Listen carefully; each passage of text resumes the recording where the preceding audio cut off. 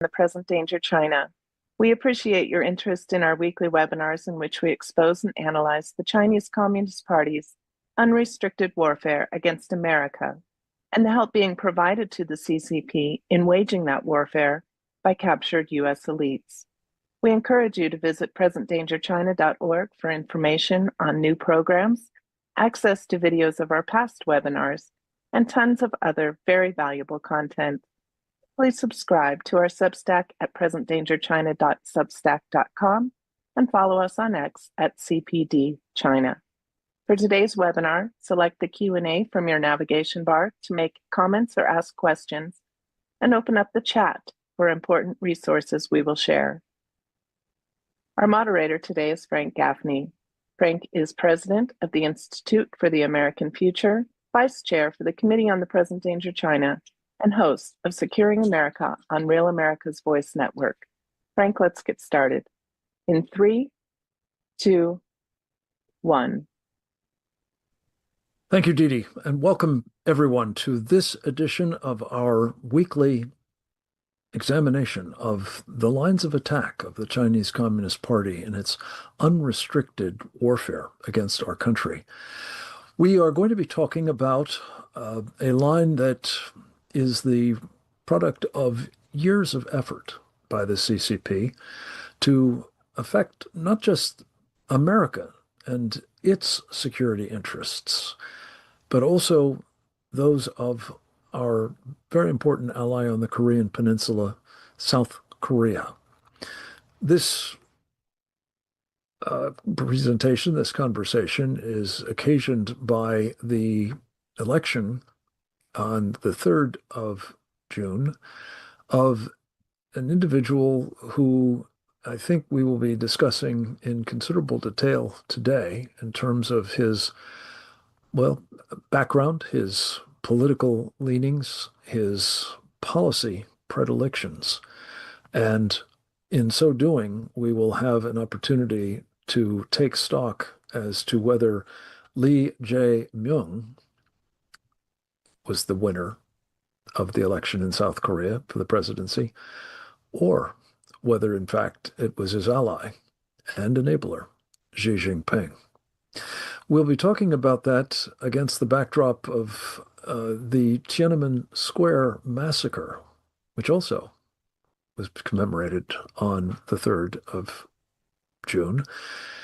It was, of course, a moment when the Chinese Communist Party snuffed the aspirations for freedom of its own people, demonstrated by the vast number that were in Tiananmen Square on the occasion, but also others around China, many of whom lost their lives as a result of the determined efforts of the Chinese Communist Party to crush that rebellion. This particular event in South Korea, of course, was bloodless, and yet it may prove to be as ominous as what the Chinese did to their people, because it will affect, as I said, not just the people of South Korea, but quite possibly people far beyond as well. We'll be talking about, among other things, the evidence that the Chinese may have had a hand in the election outcome in the election just completed. They certainly have been involved deeply, as we'll discuss, in South Korean affairs for years, as have their puppets in North Korea. And the alignment between China on the one hand and the regime of Kim Jong-un in Pyongyang with President Lee historically and presumably going forward is the stuff of a very, very serious strategic realignment, a tectonic shift, if you will. And as with geological tectonic shifts, there may be some, tidal wave, tsunami elsewhere that will profoundly affect interests of the free world and in particular those of the United States, quite profoundly. We're going to examine all of that with another of our all-star casts. Many of those are men that are familiar contributors to these programs, for which we are very grateful indeed. We will also be, as we often do, taking some of their inputs via videotape. But we're going to start with a man who is certainly no stranger, one of our most faithful members of the Committee on the Present Danger of China when it comes to his participations in these programs. And it's all the more laudable and appreciated that not infrequently it involves him being up in the wee hours of the morning, his time, on the other side of the world when we do these programs. His name is Colonel Grant Newsom, United States Marine Corps retired. I'm fond of pointing out that he has the distinction of having also served as a Foreign Service officer in the U.S. Embassy in Japan. He's been a businessman, an entrepreneur in East Asia for many years as well. He is these days a senior fellow of the Center for Security Policy and the author of an extraordinarily important and I think very well received best-selling book entitled When China Attacks, a Warning to America. Colonel Newsom has been forward deployed, not just in the region, but actually in South Korea in the days leading up to and shortly after the election. He was part of an important delegation, I think, supporting our friend Steve Bannon's reporting on what was happening in South Korea on the War Room pandemic program, also doing their level best to try to make sure that, to the extent one could, monitor at the very least, if not minimize the chances of electoral fraud in the course of this campaign. Colonel Newsom is going to tackle for us the question of who won this election, an eyewitness, in fact, as he was to Xi's win, I'm going to argue, how it happened, and where were we? Colonel Newsom, welcome back. The floor is yours, sir. Sure. Thanks for having me, Frank. I'll sort of get to the bottom of this, or the conclusion straight away. Was there fraud in the South Korean election that affected the outcome of it? In fact, determined the outcome of it? Yes, it was about as much as there would have been in an old Mayor Richard Daley Chicago. Probably a lot more, actually. It was that bad. And now I'll go work through this and give you a little background here. What you're seeing ultimately is an effort by hardcore, committed, very ruthless South Korean radicals, leftist radicals, who see North Korea, who see China as the country that South Korea should be aligned to, and they don't like the U.S. South Korea relationship. They actually want to end it. It's an effort by these people to ultimately establish a one-party state. The election the other day was just the last step, or it was almost the last step towards that goal. It's not the end, but it got them pretty close by getting the one missing lever of power that they don't have, and that's the presidency. So you have to look at the election as a tool, towards a larger strategy by these hardcore radicals who are very close, have a great affinity to the People's Republic of China. And amazingly enough, at least for people who don't follow it much, they have a strong affinity for North Korea. But that election was high stakes for them and for everyone else.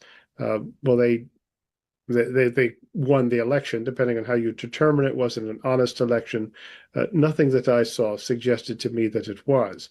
And actually, I've been following South Korean elections in detail since 2020.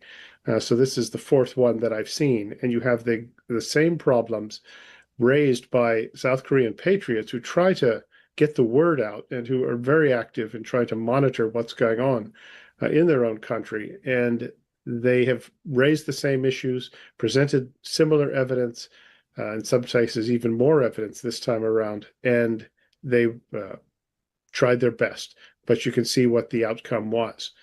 Now, when I said that the hardcore radicals in South Korea are trying to take over all the levers of power, if you actually step back, you will see from about 10 years ago, they have systematically gone about getting these elements of control, the organizations, the institutions that you use to control the country. And that includes, in particular, the media. They have completely neutered it. So there really is no honest investigative media in South Korea. They have got academia, of course, that's a given. The labor unions, the judiciary is heavily subverted.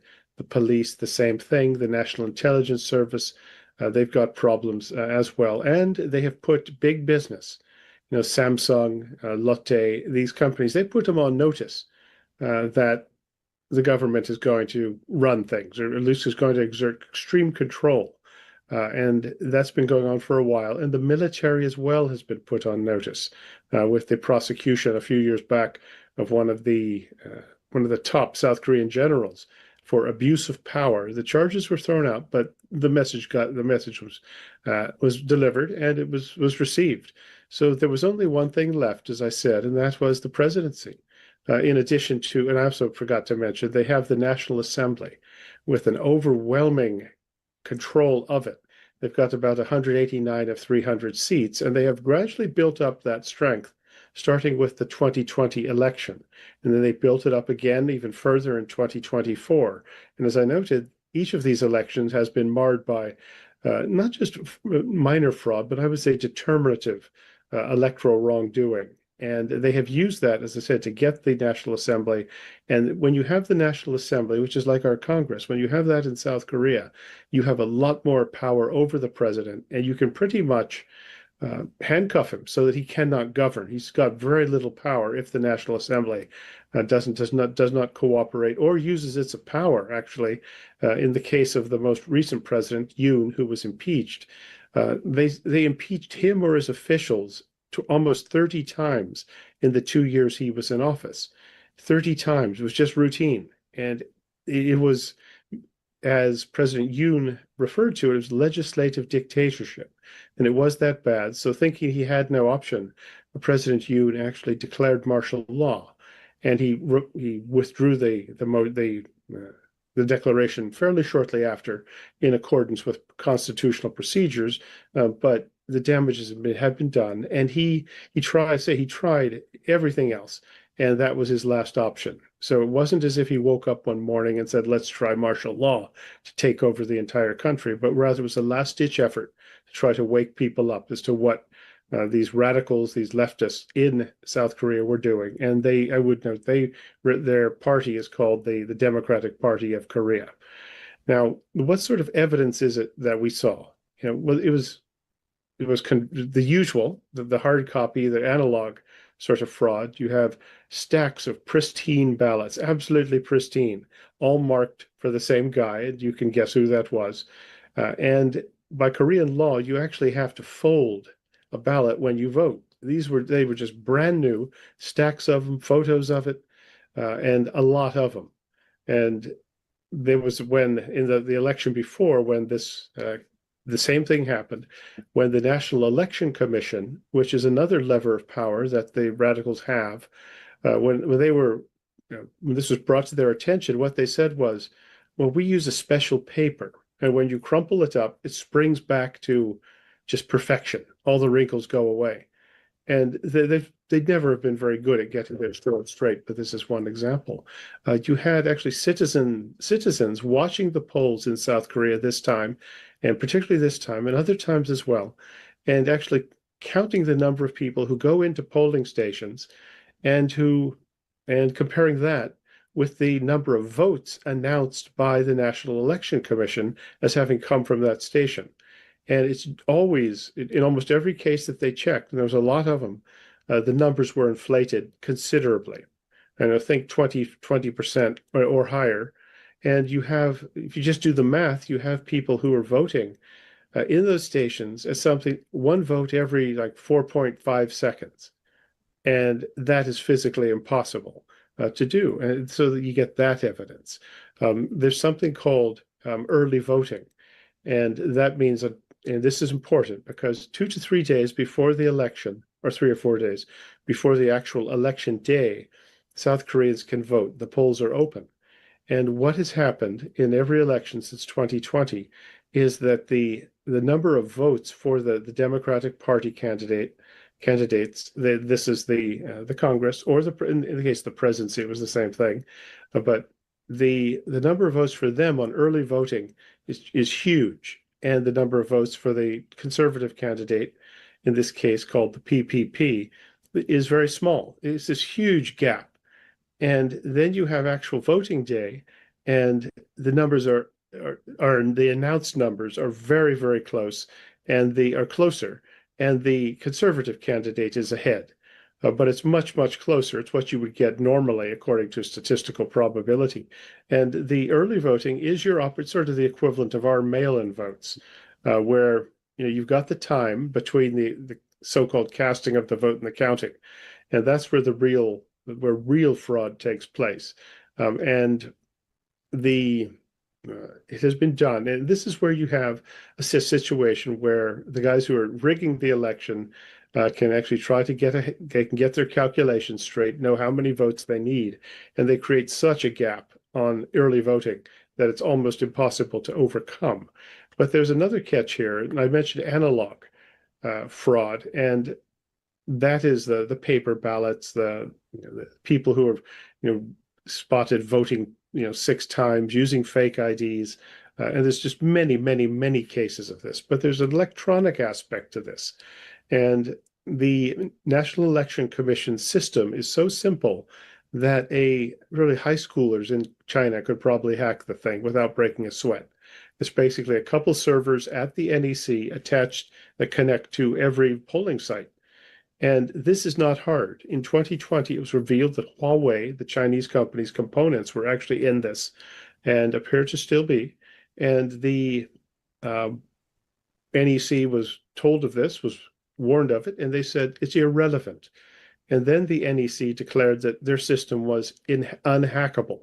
Now, these are either really stupid people or else they're in on the fix. And I think it's actually probably some of both, because nepotism is the name of the game at the NEC. But more to the point, after it was declared unhackable in October 2023, it was possible for the National Intelligence Service to have a chance to examine the National Election Commission in South Korea's systems.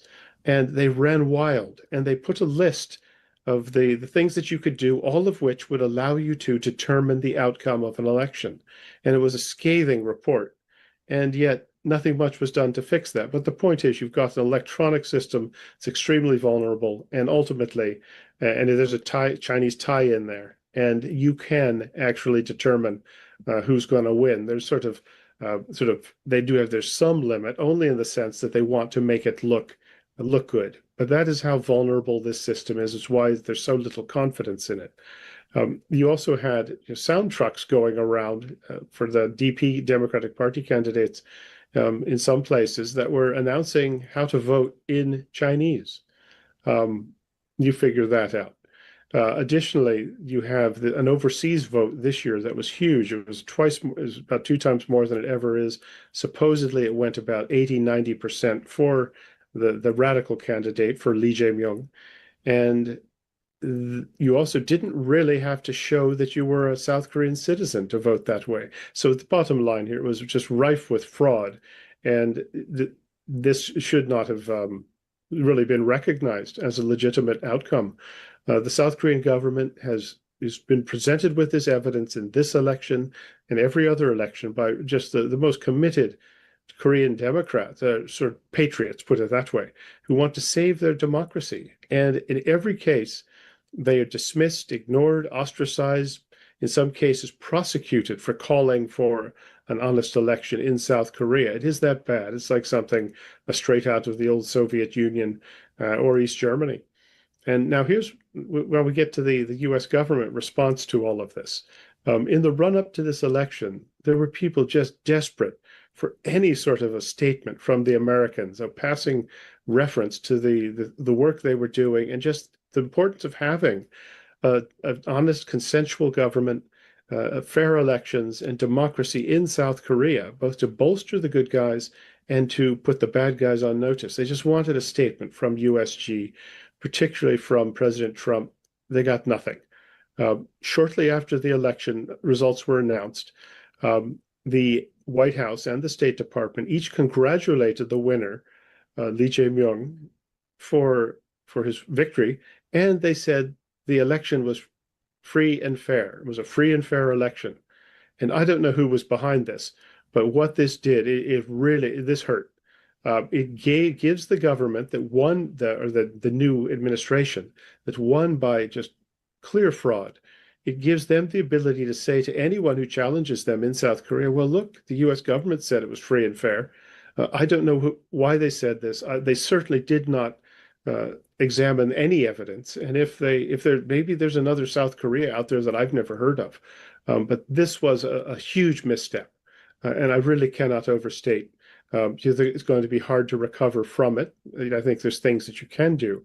But this was, to put it mildly, disappointing. It's something I would have expected actually from the so-called adults of the previous administration. But this one, they did not perform well at all. And I feel sorry for the South Koreans who were defending their country, wanted nothing more than just a couple words of sort of appreciation from the administration, and they got nothing. So there we are. And that sets up some of the background, and I can answer later more specific questions.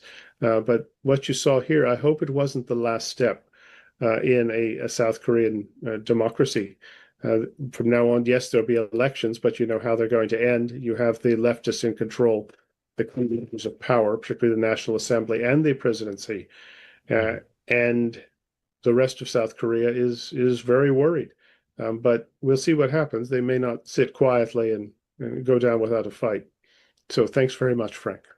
Thank you, Colonel Newsham. As always, extraordinarily detailed and insightful analysis, born of your firsthand field investigation, not least. I think your point about it being rife with fraud and something that might have been attenuated by engagement by the United States is indeed of surpassing importance, and we'll visit with you about that a bit more in a moment. Before we do, though, we're going to turn next to another of our very frequent contributors to these programs. We have, as is often the case, him by video, and I'm trying just now to pull up my notes on Sam Faddis's presentation. Sam is, of course, a recovering Central Intelligence Agency undercover operative. I don't mean that facetiously. I mean that he has been in from the cold for some time, but distinguished himself for some 20 years, working in some very dangerous places on behalf of our country, and has been as mindful and as, I think, astute about what's happened to the intelligence capabilities of this country in the period, particularly, I think, since he came back out of public service and into the private realm. His current gig is the really incredibly helpful online resource called And Magazine. You can find it at substack.com. It is a kind of running commentary and analysis on many of the topics that we address here, and we are profoundly grateful for his work in that space.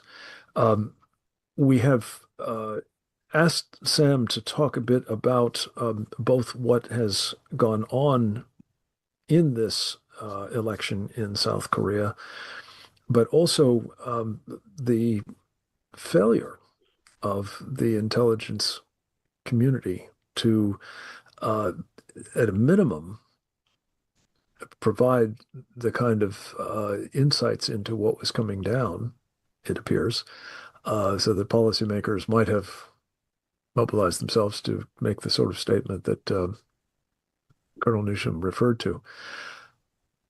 That's the best case. The worst case is that they are now in such a dire state that they were unable to play the kind of role that, as he'll talk about, the agency, even in its formative moments, did in trying to preserve the free world in the face of Soviet efforts to take it down, notably in Italy in 1948.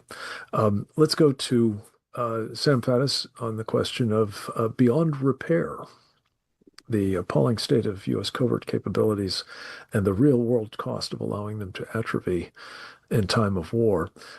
This is a clip from an interview that I did with him for our Securing America program this morning. As you'll see, I'm a minute at the back end, but it's a very, very insightful discussion of these important aspects of the problem. Over to Sam Faddis and State now. When we talk about what just happened in South Korea, right, these elections, from the context of, I look at it in sort of through the lens of what's it telling us about our human intelligence capabilities, both in the sense of collection and in the sense of influencing events on the ground. And, you know, up front, not suggesting we should be in the business of stealing elections and installing puppets, but the point is, I think what we're looking at is somebody else has done that pretty effectively in South Korea, right under our noses. We're watching the Chinese communists do that. We have watched them. So what's that tell us about our capabilities, our intelligence capabilities, and, more specifically, the Central Intelligence Agency? Because this whole business of what would technically be covert action countering Chinese efforts is precisely in their wheelhouse, right? Where I think it puts us is this: it's crunch time, right? It's reality has intruded. You can stand up on Capitol Hill in front of a committee as a representative of the agency and yammer and produce PowerPoint presentations and talk all day about the cool neato stuff you're doing and how you're running ads to recruit Chinese assets online and all of this stuff. And that's all wonderful, but it's kind of like the equivalent of a sporting event, or when I used to do trial work. Eventually, you got to actually put up or shut up. You have to actually produce. You can just keep talking, but the truth will out, if you will. And I think that's what we just saw in South Korea. When you talk about intelligence operations, you often hear people talk about denied areas, and they could be very different. So Moscow would be one where you better have your stuff together, and it's very difficult to securely handle an asset there. Kabul would be also a denied area in a very different sense. You're not going to get arrested, you're going to get killed. South Korea is really, for us, should be at the other end of the spectrum. I don't mean to say that intelligence operations are ever without risk or easy, but let's be real. We've been in South Korea for decades. It owes its existence to us. We have a massive defense presence. We have interaction with them at every level of the government, commercial interaction. There are lots and lots of Americans there and lots of Koreans, and complete freedom of interaction and so forth. So that's kind of the definition of what I would call a permissive environment. Not pretending that there's ever an environment where you can just get away with murder, but okay, this is not Moscow, guys. Once upon a time in South Korea, you couldn't have dropped a pin anywhere in South Korea without the CIA knowing about it. And without stepping over any lines into the realm of classified, if there was a significant meeting going on at some level in the South Korean government, one would assume a large number of the individuals in the room were in one way or the other talking to us and working with us to the benefit of South Korea. So the idea that the Chinese communists can come into that kind of environment, build this capability, which obviously doesn't happen you don't do that in a couple of weeks. This is a sustained effort year after year after year. The idea that they can do that, and we are surprised by it, it happens, and we don't counter it, and it brings to mind, I mean, there are historic examples of when that was not the case, right? Very sort of at the birth of the CIA right after the Second World War, famously, the Russians were on the precipice via the Italian communists of taking Italy, a Western European nation, very much on our side of the Iron Curtain, and turning it communist. That was a real thing. And had it happened historically, potentially would have unhinged NATO completely. Wouldn't have just been Italy from there.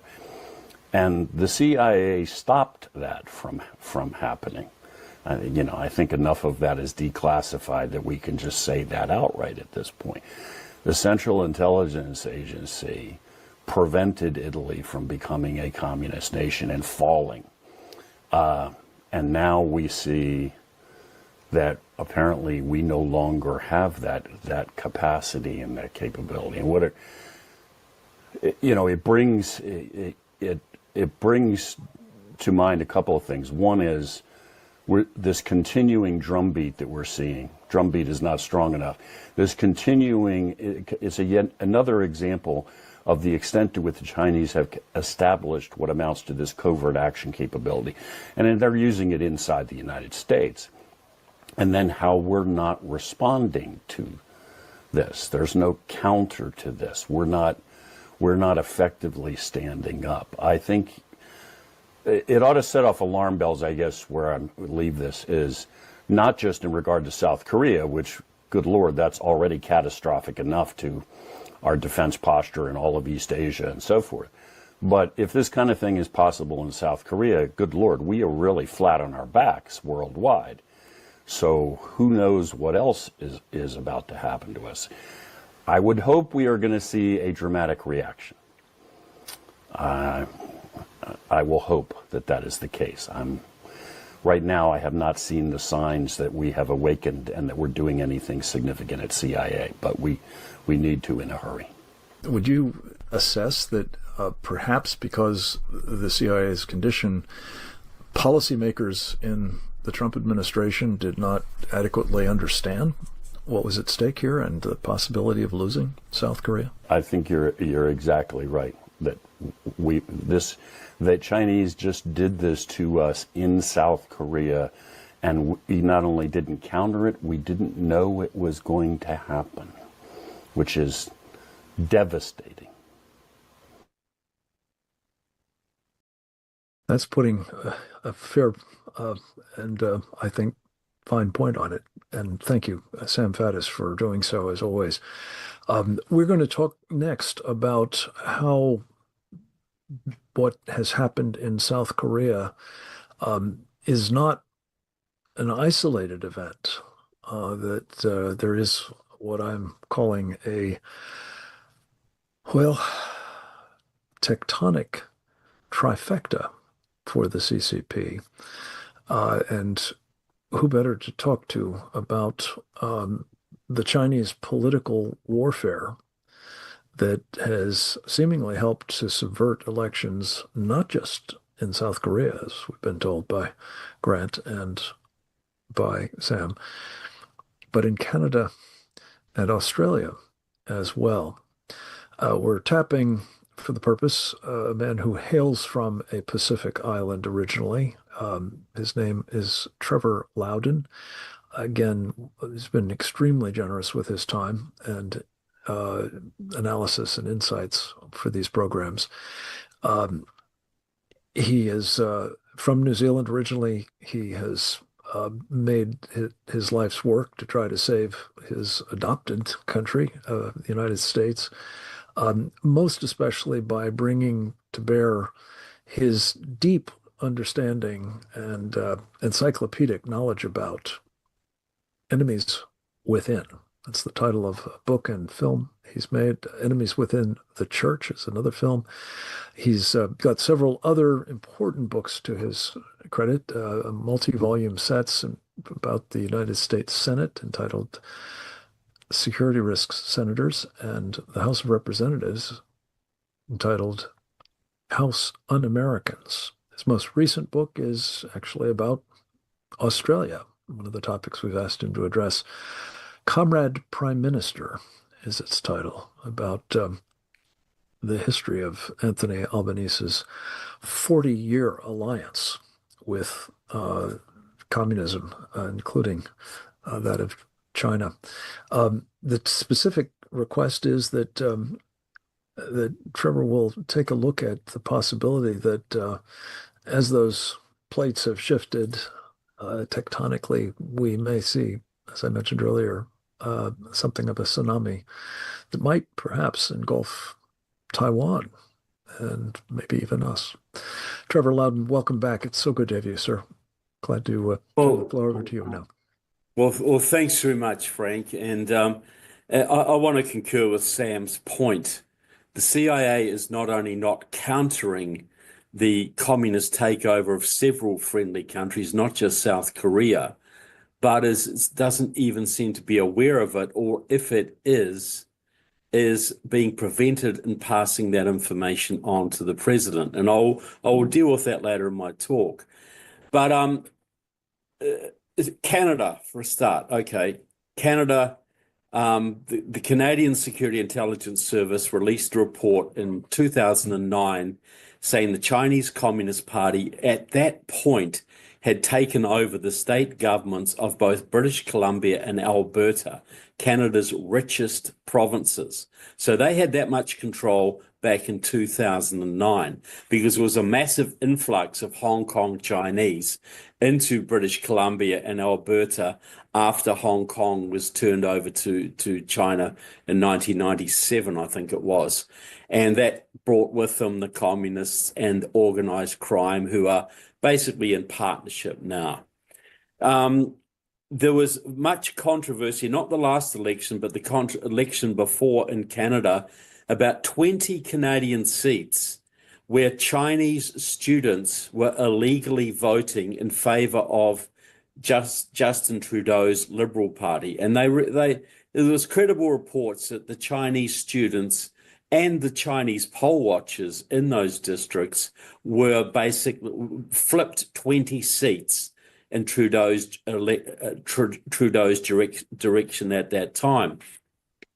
Now you have Prime Minister Carney, who is making some strong noises against China, but he's an alumni, a very senior official of the World Economic Forum, which is completely in China's pocket, and is a very hardcore leftist in his own right. Now, President Trump was not warned about this because President Trump, at the beginning of this year, it became clear that Justin Trudeau was on the way out. He was extremely unpopular, and Poilievre, the Conservative candidate, was leading by 20 points in Canada. Now, so then Trudeau is ousted, Carney takes over, and President Trump endorses Carney, and then basically gets in a big fight with Canada about making Canada the 51st state and putting big tariffs on Canada. That flipped the election absolutely beyond doubt to the Liberals, to the left. So now, because President Trump had no sound advice on this, he endorsed the bad guy and did things that helped flip the election, which was certain to be won by the Conservative, into the Chinese camp. So that's Canada. Now, Mexico, by the way, has had two communist presidents in a row, Obrador and now Sheinbaum, And I don't think President Trump is remotely aware that either of these people are or are communists. So, you know, they are very friendly to China, very friendly to Russia, Hezbollah, whatever. They might be being nice to Trump now, because Schaumburg might be nice because she has to be, but they will betray us in any chance they get. But going to Australia, now I wrote my book, and I hope people will get it. It's called Comrade Prime Minister Anthony Albanese's 40-year alliance with Australian communism. Now, Anthony Albanese is not a liberal. He's not a progressive. He's not even a socialist. He's a hardcore communist as Che Guevara. He's been active with the communist movement in Australia for 40 years, first the Communist Party of Australia, then the Communist Party succeeding organisation, which is called the Search Foundation. And he has their people all around him as chief of staff. The second or third most powerful man in Australia is a Search Foundation member. Most of his cabinet are Marxists, including Penny Wong, a Chinese, Malaysian, Australian, who is as radical as he is and loves China like you wouldn't believe, and is dragging Australia into the Chinese orbit. You know, recently, Secretary of Defence Hegseth had a meeting with the Deputy Prime Minister of Australia, Richard Marles, I think it was in Singapore, and asked Australia to up their defence spending in light of the Chinese threat. Albanese flatly refused and said, we will handle our own defence spending, please, exactly as I predicted he would. And he is going to, you know, look, we've got to understand, Australia is one of the Five Eyes, as is Canada. Very, very critical. Pine Gap is there. There's an extensive US military presence there. Australia is critical for the defence of the South Pacific should hostilities break out. And it's a very useful American base, a listening post, a gateway to Antarctica, the Southern Oceans. It's very strategically placed. And now it's basically run by a guy who likes China far better than he likes America. And again, at the beginning of this year, Anthony Albanese was only re-elected on May the 3rd for a second term. Beginning of this year, the Conservatives were winning. The Conservatives were ahead. The pro-American Conservatives were ahead. But then the talk of tariffs came in. Then that galvanized the Australian left and a lot of moderate voters, and Albanese was returned with record margins. There was very interestingly as well, there's a 6% of 6% of Australian voters are Chinese nationals. No, 600. No, way more than that. It's about 3%. There's over 600,000 Chinese nationals voting in Australia, and they did a 30% swing to the Australian Labor Party, Albanese's party, in the last election. That is unheard of. They swung 30% because China made it very, very clear. They called Albanese the handsome boy. They made it very clear who they wanted to be Prime Minister of Australia, and the Chinese responded. And the 30% of Australians are foreign born. 30%. 30% of Australian voters are foreign born, many from China or third world countries, who all lean left. And I think about 2 million of those came in the last election term. So you can guess that immigration is going to be amped up in the second term Albanese. The people, and this might seem total hyperbole and totally crazy, but the people in the left in Australia, they believe that Anthony Albanese will bring in communism in Australia in his second term. Seriously. Now, I think Grant Newsham talked about in South Korea. Sam talked about Italy in 1948, how the CIA stopped Italy going communist. Well, Australia almost went communist in 1949, and it was only a very staunch effort by Australian anti-communists that prevented that. So don't think Australia can't come under Chinese control, because it already halfway is, probably more than that. Anthony, the previous government of Australia under Scott Morrison, the Conservative, was very strongly anti-China, tried to shut down the Confucius Institutes, etc. Albanese stopped that. Penny Wong stopped that. There is very little criticism of China in the Australian press.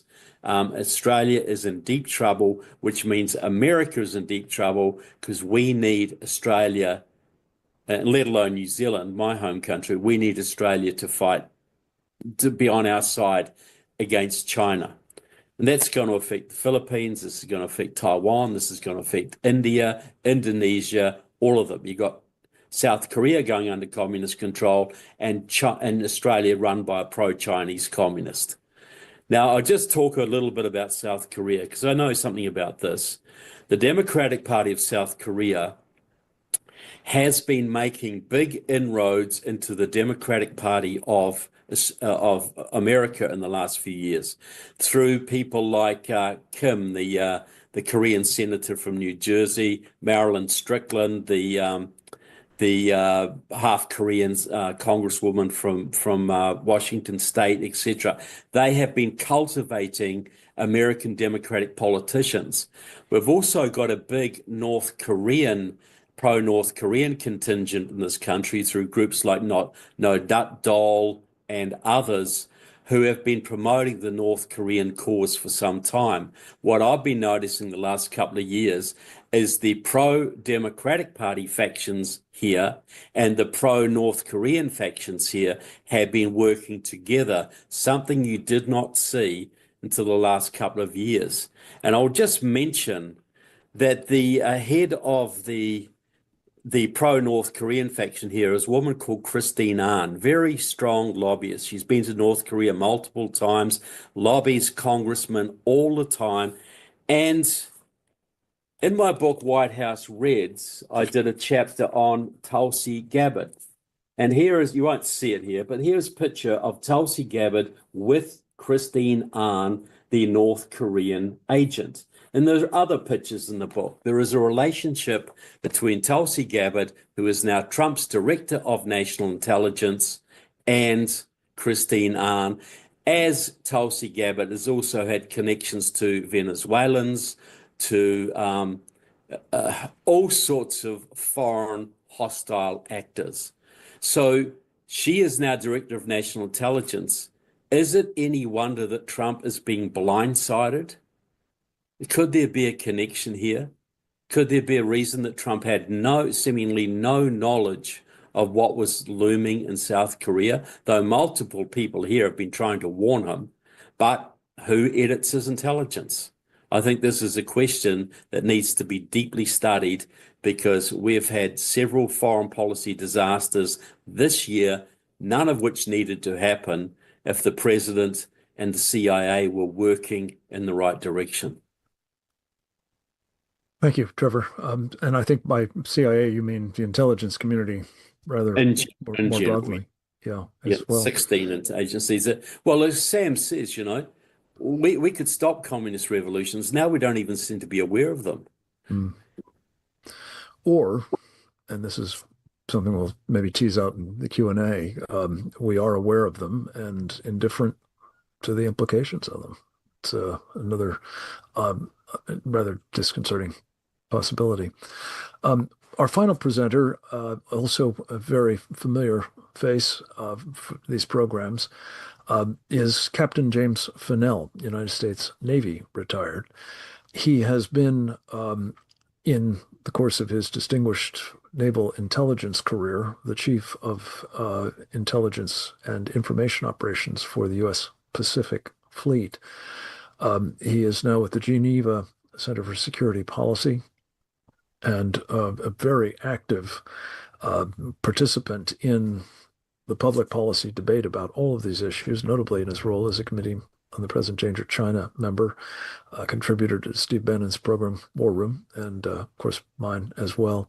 Indeed, the video that we're going to see with him is from an interview that we did yesterday, I believe, on, among other things, this issue of South Korea, and specifically, what do we do now? The question put in the vernacular is, can we make lemonade out of the rather vast strategic lemon that we now have received from the Chinese Communist Party in South Korea?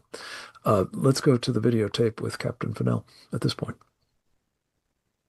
This was an election that was heavily influenced and manipulated in a conspiracy, I would say, with the Chinese Communist Party and leftist communist sympathizers in the South Korean political sphere.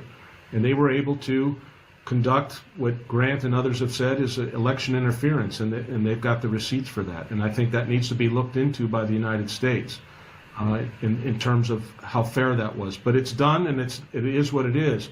To give you a sense on the reaction, the Chinese Communist press, their party organs have come out in the last 2 days since the election results and praised the new president, praised the new reset, praised the fact that they're going to reestablish their relations. The Korea Herald, which is a left-leaning newspaper in Seoul, said they noted previously that Lee's diplomatic pragmatism has signaled, quote, a reset of strategic compass for the country's foreign and North Korea policy, suggesting that he rejected being, quote, boxed into binary choices. So what they're doing is they're basically saying that the previous choices, the previous relationships between the U.S. and South Korea was a binary choice, and it limited their ability to resolve the peninsula situation. So now they're going to go back to engagement with the Chinese Communist Party, back to six-party talks, back to trying to appease Kim Jong-un in order to get some kind of mythical deal. And we know over time that that's not worked. And what jumped out to me in the reading of the news and whatnot was that it was only since 1992 that South Korea recognized Communist China. Since we switched recognition in 1979, but South Korea waited until 1992. And now here in the space of just 33 years, we've gone from a country that was a staunch U.S. ally that had close to, at that time, 50,000+ American soldiers and sailors and airmen on the peninsula defending them against North Korea and Kim Jong-un's father and grandfather. But now we have an administration that's seeking to say, yeah, let's forget all that because that didn't work, and let's try to make some agreement. And they've done that in the past, and at each time that they've done that, we've seen the North Koreans react aggressively, build up their nuclear arsenal and capabilities, build up their military, and we know that the Chinese Communist Party is engaged with Russia to help foment this. So what you have now is a real threat that the ultimate goal of Xi and the Chinese Communist Party is to drive the U.S. military out of Asia, to drive us back to Hawaii and back to the West Coast so that they can dominate the global economy, they can dominate all of our allies, and we become a vassal state in some way if they allow us that. They don't want to use force if they don't have to, and in this case, they were able to take Hong Kong just a few years ago. They've taken Tibet. They take the Xinjiang through these other means, and now they're in the process of maybe taking South Korea. And so it's really important that this administration redouble our efforts to remain forward. Secretary of Defense Hegseth in Singapore last week said that one of the critical elements of his policy in the Far East was going to be remain forward. So let's hope that we do that. We'll have to deal with this new leader. We don't want to alienate him like we maybe alienated Putin and drove him into the arms of Xi. So we have to work extra hard. Our diplomats have to be extra smart in trying to show this new leader that what he gets from a relationship with the United States is better than a relationship with Xi and Kim Jong-un. Folks that are on the left, that follow this kind of leftist ideology, they're constantly, I think, and maybe it's on the right too, but this idea of legacy and I want to leave a legacy. So there's this drive to say I did something. And we saw what happened when somebody tried to do that in August of 2021, to artificially create an end of a conflict in Afghanistan. It was a disaster, and it's still a disaster. And so we need to be very, very clear-eyed about not giving in to Kim Jong-un, not giving in to Xi Jinping, not allowing them to drive a false deal that suggests peace and stability when it actually expands chaos and coercion. Whether we like it or not, we've been in an armistice since 1953, okay?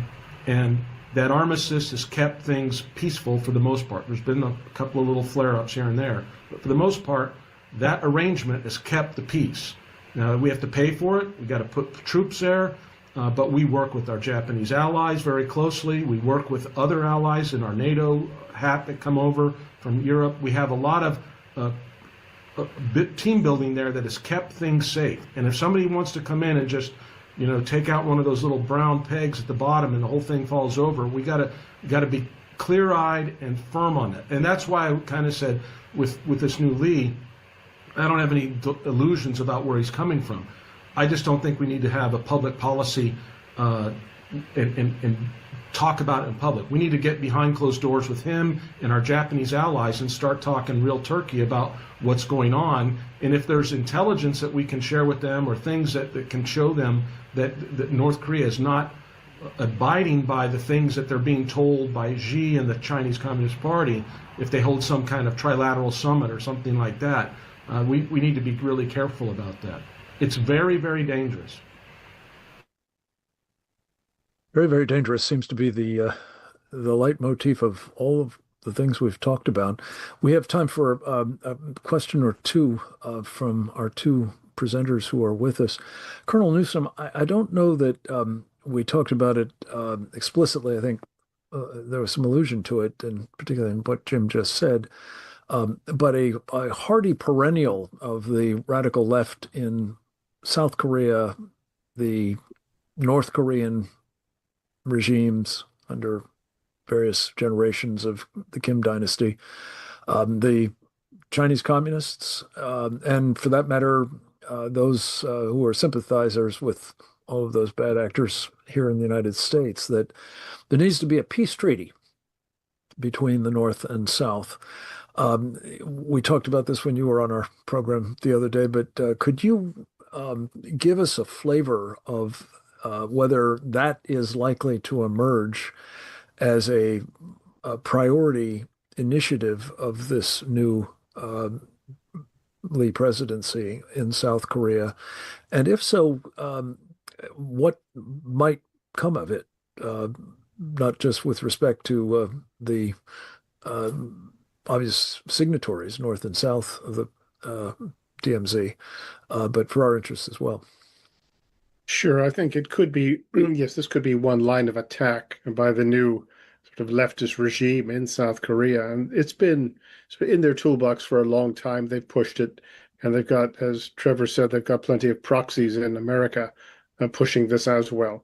What happens is that if you sign a rushed force treaty like this, you have undercut the logical reason for American troops being present on the peninsula, and that is going to, that will be pushed by the hardcore leftists, saying, "Well, now we've got a treaty, we don't need you here." And it really has been if not a misreading, an accidental misreading. I think it's probably been intentional in a lot of cases. The failure to understand the nature of South Korean leftists, and you just have to listen to what they say, look at what they do, and these are people who see the North as where South Korea should be aligned, and the Chinese Communist Party similarly. We have just pretended, they're just left, just liberals or on the left side of the spectrum. These are hardcore people, and they are hell-bent on taking the country where most people don't want the country to go. And they have already, and it's important to note this as well, that they have already started the pogrom against their opponents on the conservative side of the spectrum. They're changing the laws so that they can go after them, make life miserable for them, imprison them if necessary, and that was all predictable. And it's starting. They're going to pack their Supreme Court so that they can do whatever they want, and the good guys in South Korea are feeling pretty frightened right now. But with that treaty to end the wars on the peninsula, sounds good in theory, but when you look into it, would ultimately lead to U.S. forces either leaving the peninsula or else causing so much trouble in that relationship that we'd have our hands full just sort of trying to stabilize things in South Korea, much less carrying out any coherent strategy to defend against communism, against China in the region. I want to come back to that in a moment. Let me just turn to Trevor quickly, though. Trevor, as I said in my introduction, and your comments have borne it out, you've really specialized on this phenomenon of the enemy within, in not just this country but elsewhere. At this point, would you consider the correlation of forces that the Chinese are now observing in Canada, in Australia, now in South Korea, and perhaps, in other places as well? I gather things are in ferment in the Philippines, for example. And our friend Cleo Pascal, who we had hoped might be able to join us, turns out to be out in the islands of the South Pacific at the moment and unavailable to us.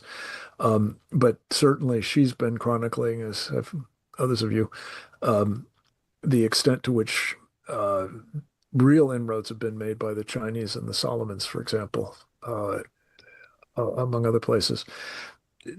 If you were observing all of this from the perspective of Xi Jinping, especially as it relates to Taiwan, and anything you'd like to throw in about the United States as well, for that matter, does this seem to you to be a tipping point, perhaps? I think it's getting very close to a tipping point. And just to carry on with Grant's point, there's a law, the law being brought up several times in the United States to formally end the Korean War. The coordinator of this effort is Christine Ahn, the leading North Korean agent in the country, the former colleague of Tulsi Gabbard. So the idea is very simple. You have a peace treaty, 28,000 US troops get withdrawn, South Korea becomes a communist country. That's what it is, and that's going to affect Japan. The other thing is, Taiwan only didn't elect the Kuomintang the other day, last election. The Kuomintang is a pro-Chinese party in South Korea because in Taiwan. Because of vote splitting.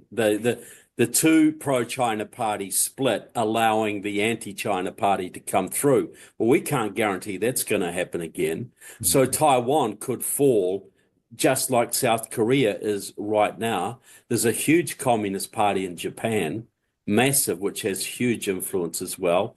Just like in Israel, there's a massive communist party in Israel too, which is sabotaging Israel all of the time. But Fiji is pretty much under Chinese control. Most of the Pacific, Samoa is heavily under Chinese influence. So is Vanuatu. So is New Zealand.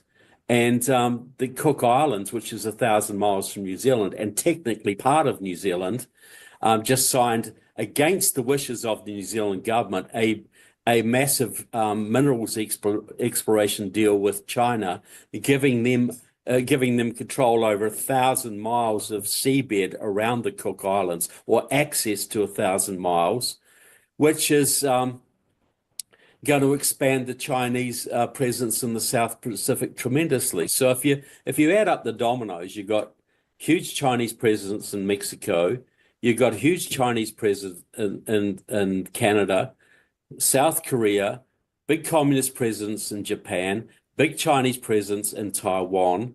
Australia's problematic. New Zealand is slightly problematic, and many of the Pacific Islands are highly problematic. And Philippines has also got a big problem with a major Chinese-backed communist insurrection going on there. So unless we get proactive in turning the tide here, unless President Trump is out loud pushing this back, we're going to lose domino after domino after domino, and not even be aware of it half the time. Very, very daunting prospect there. Grant, you have spent a lot of time in Japan, serving there, as I mentioned earlier, I think both in the Marine Corps as well as in the embassy, as in business. Trevor's just described potential fifth column, I guess I'd put it that way, a communist party in Japan. More generally, especially given the very, very profound hostility of President Lee to the Japanese, would you anticipate that they're calculating that maybe this is a time for a separate peace, or are they likely to be further fortified by the prospect of these dynamics that Trevor's just described? Well, I think the Japanese are once again pulling their hair out over what goes on with the Koreans. They would like to get along better with South Korea. At least I'd say the sensible part of Japan's ruling class. They would like to, and it's really up to South Korea. But this is going to be used. The Japan thing is going to be used by South Korea's leftists really to pillory anyone who tries to say that, well, let's get along with the Japanese. It's always used effectively as a political tool. And the progress that has been made in recent years with the South Koreans and the Japanese getting along better and cooperating militarily and on the intelligence front, I think that is all very much at risk. It's worth noting that when President Yoon, the previous conservative president, was impeached, the original charges, one of the big ones was he was too nice to Japan. And that gives you something of how this new government is going to play things. One thing about Japan that's worth noting is that with the citizenry, there's a real sort of dislike of China. But in the ruling class, the subversion is immense, and particularly in the political class. I would just throw out a figure, maybe 40% of Japan's Diet, which is their Congress, has probably got closer ties to China than should be the case. There's been instances where Japanese lawmakers, large numbers of them, go over to China on study tours. And you can guess what comes out of that. So that's a huge problem there. Additionally, there's Japanese officialdom, the business class as well, which is pretty darn soft on China and thinks that Japan should give them what they want. So we think Japan is solid, and in some ways it is, but in others, there's some real risk there, particularly if the rest of the region sort of goes under. Thank you. Let me conclude with a quick question to both of you. Might not be quick answers, but I hope they will be, because we've got to wrap up. President Trump, of course, yesterday had an hour-and-a-half conversation with Xi Jinping. And we're told that they didn't talk about much other than trade, and that there's now going to be a home-and-home visit by the two leaders to the other's country. Could you, gentlemen, give me your crystal ball assessment of whether this will further undermine the sense that we had been hoping, and our Committee on the Present Danger of China certainly espouses, of heightened awareness of the threats that the Chinese Communist Party represents to all of us, and may once again induce the sense that engagement is the order of the day with China, and that the allies will be further encouraged to,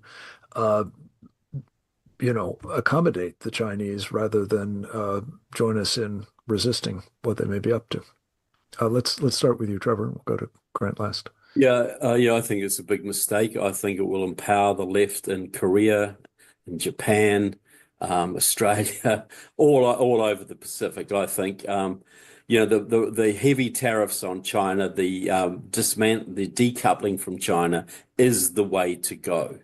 It's the only way to go. And President Trump, this is what I keep coming back to. I think there are people around President Trump who are deliberately sabotaging an America First policy and distorting the intelligence product that he gets to this is second-term Trump on foreign policy is very different from first-term Trump, because I think there are people around him, and I've named one of them, I think, who are moving things in the wrong direction, and this is an example of this going forward.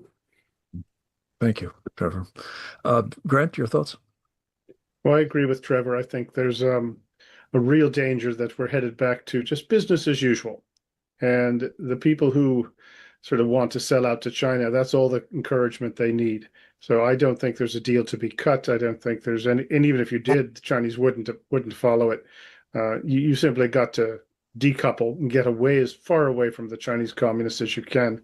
But we are seeing somewhat the outcome of 30 years of this dependency that's been built up without the people who should have saying anything. So that I think that the tool that the Chinese communists have with rare earth exports to the United States has given them a lot more leverage than they would otherwise have. But this easing up on China and talking to them with intention of cutting a deal, that's just crazy. What we get from China is fentanyl and famine. If you look at that, the latest arrest of the Chinese researcher in Michigan with that biological pathogen, we don't get anything from them, and the quicker that we get away from them, the better off we will be. Yeah.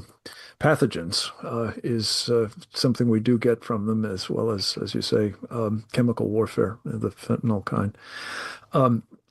This has been a very troubling conversation.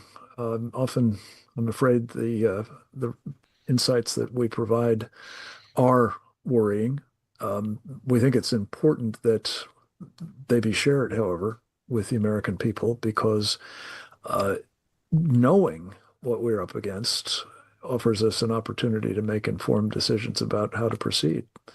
The willful blindness problem, which has been mentioned here several times, is going to contribute, I'm afraid, to very dismal policy failures and possibly very serious strategic consequences. I'm much given to say that at the moment, the definition of the term America First seems to be increasingly up for grabs. When President Trump first advanced it, I remember there were those who were pointing out that it has a rather bad pedigree, what you might call the Lindbergh America Firsters, for Charles Lindbergh, who used it as a vehicle for not simply promoting isolationism, but also accommodation or even appeasement of Adolf Hitler. We've been assured that President Trump has a different interpretation of that. I think the first term of his presidency indicated as much, and some of what he has done has as well in the second term. But it is incumbent on all of us who are attentive to what is happening here, to, in the most constructive way possible, I would recommend, challenge decisions that are being made or actions that are being made without a formal decision being taken, or simply by inaction, that are, in fact, as our concluding two panelists have said, contributing to the idea that the Chinese are almost certainly taking away from these developments, that their strategy is winning, that America is indeed a declining power. They are indeed a rising power. And while we didn't get into it on this occasion, we have on any number of other ones, there's reason for the Chinese to be very concerned about what's going on at home. And it is incumbent upon us, I believe, to intensify those problems in the hopes that the Chinese people will have a shot at freeing themselves from this horrific Chinese Communist Party regime that has brutalized and mass murdered them and seeks to do the same to us. So with the hope that this has been bracing and inspiring of action on the part of all of you who are either with us at the moment or will see this video in the future, please join us at presentdangerchina.org. We have a take action item there. We have incredible content, including the fruits of these kinds of conversations, over 210 now, many of them featuring the wonderful folks that we have featured in the course of the program today. Grant Newsom, Sam Faddis, Trevor Loudon, and of course Captain James Fennell. We're deeply in their debt, and to you as well, for being with us. Please, as I'm fond of saying, go forth and multiply. This video will be available shortly, and we hope you will share it widely. In the meantime, God bless you. God bless our country. Back to you, Didi. Thanks, Frank. A video of this webinar will be posted to Present Danger China, generally within a day of our program's conclusion. Please share this and our other programs with your elected representatives, colleagues, and other networks. For webinar notices, updates, and news, subscribe to our Substack at presentdangerchina.substack.com and follow us on X at CPD China.